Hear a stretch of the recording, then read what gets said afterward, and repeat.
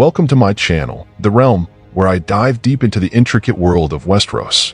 Today, we're shedding light on a character often underestimated for his intellect, Ned Stark. While many remember him for his honor and tragic end, there's a cunning mind beneath that stoic exterior.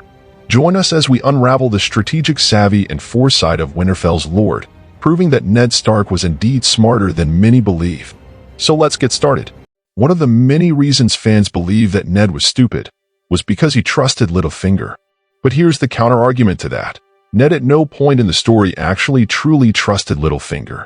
The only real job he ever trusted him with was to go and bribe the gold cloaks. That's the only thing he needed him to do, because he couldn't really go up to the city watch himself, as he was trying to be discreet.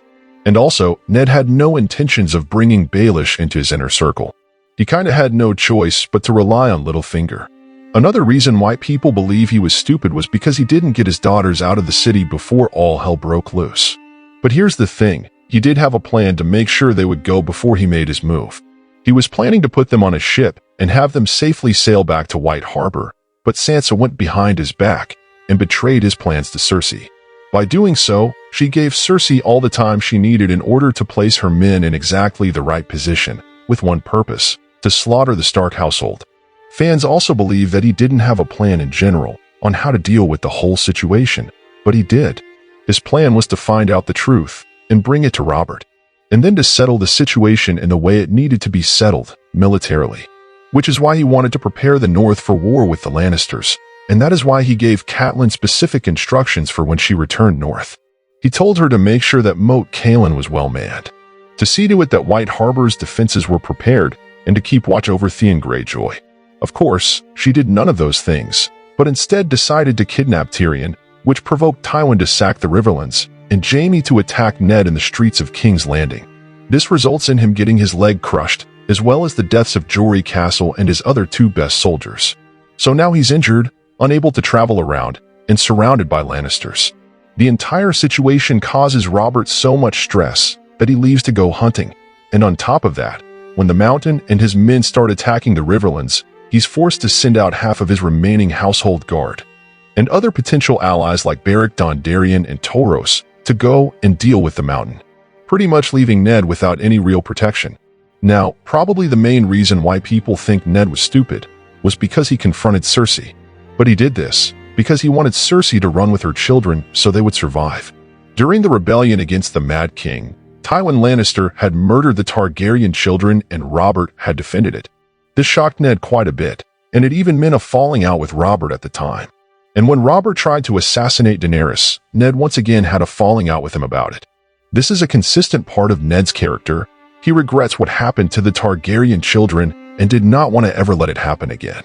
And he is given reason twice to think that Robert will approve of child murder. So he warned Cersei in the hope that she would run. He couldn't do this after he'd gone to Robert, because at that point it would be too late for Cersei to take the children and flee, and he believes they would have been killed. It wasn't that Ned was unaware of the risk of telling Cersei, necessarily. It was more that the risk to his own life was outweighed by his desire to save the children. He underestimated how much Cersei would cling to power despite the danger to her and her children. And running wouldn't have been a ridiculous thing for Cersei to do. A lot of people also act like he was completely blinded by honor, but I don't think that is true either. His last act was to completely dishonor himself and proclaim things he knew weren't true, but Joffrey had him beheaded anyway.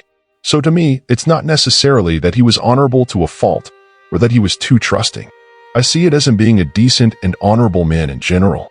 That meant he was unprepared for just how senseless and cruel some of the people he was dealing with truly were.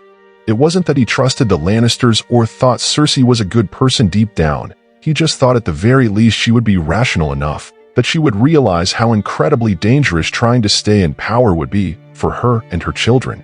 He expected her to have some sense of self-preservation instead of being purely fueled by a hunger for power and for petty vengeance. Similarly with Joffrey, Ned must have known how messed up that kid was, but he believed that surely someone would stop Joffrey from killing him.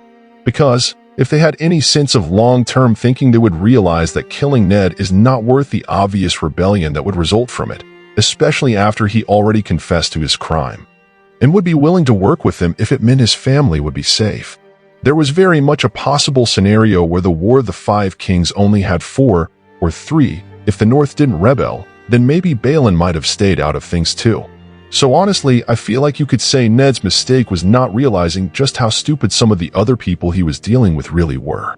So, do you still believe Ned Stark was an idiot, or has this video given you a new perspective? Let me know in the comments section. Thank you for watching. Subscribe for more.